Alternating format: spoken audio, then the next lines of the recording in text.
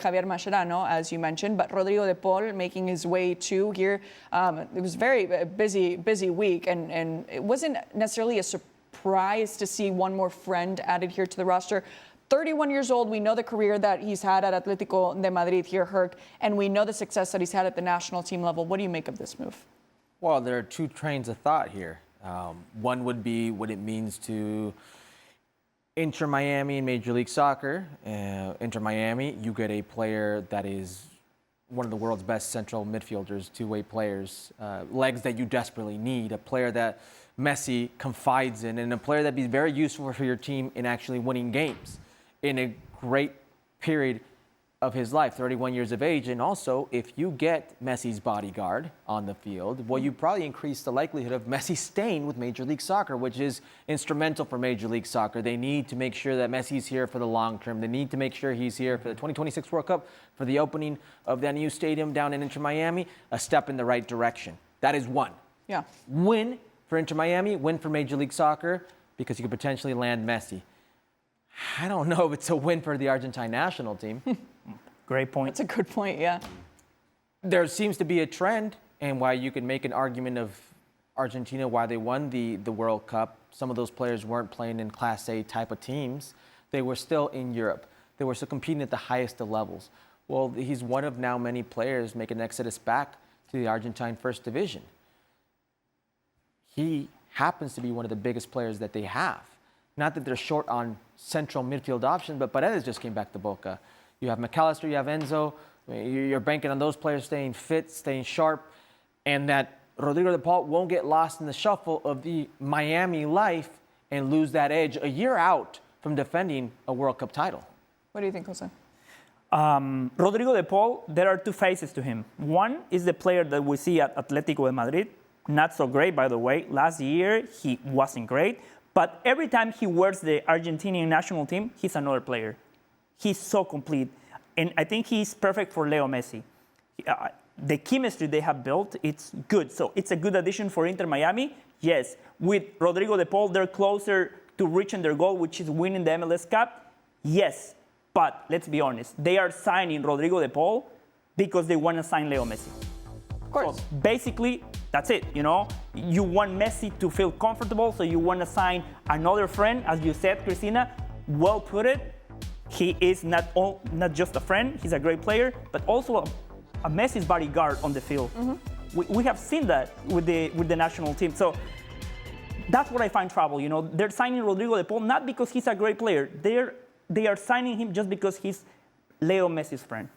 But you could make that same accusation about any number of Inter Miami's kind of major signings, and credit to them, maybe more to the point, credit to Leo Messi, and to your point, and Rodrigo De Paul maybe hasn't had a great last 12 months, but you could probably see the exact same about Luis Suarez, about Jordi Alba, about Sergio Busquets, and they come in, and because Messi understands the role that they play, certainly in his game, how that role is crafted to Inter Miami and fits in with MLS, success in MLS, I similarly have no doubt about De Paul's fitting in and success at Inter Miami. You as Herc alluded to, you could even say the same about Javier Mascherano.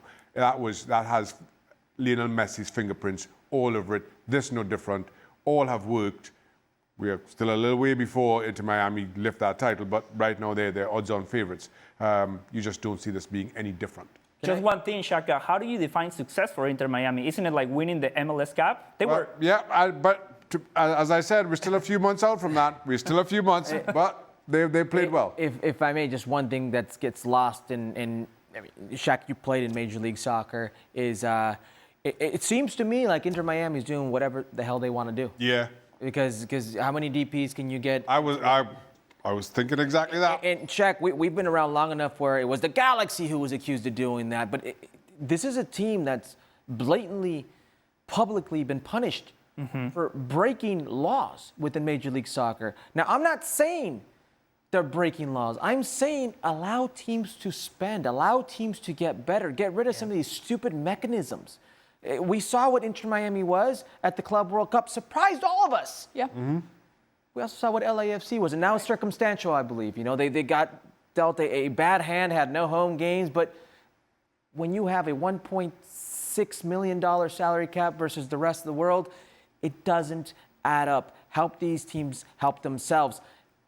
And it seems to me like Inter Miami's helping themselves a little bit more than most. So this is my first day back from vacation. I'm very glad that I'm coming back to Football Americas. And I had the opportunity to be in Miami for the week. And of course, I flew out of Miami International Airport. And I didn't know that the stadium was literally right there. You see the terminal exits and the stadium is right there. So to me, what? You fly out of Fort Lauderdale? Or No, she's talking about the new stadium. Oh, sorry. I was like, no. Yeah. Said the new stadium. Yeah. Sorry. I do tell him to correct me on air if needed. We do have that kind of relationship. But all right, what I was saying is that to me, it's such a clear business plan that they have in mind for tourists. Yeah. For anybody really who was so used to going to Fort Lauderdale and is now quite literally in Miami, but I mean, you know the area very, very well.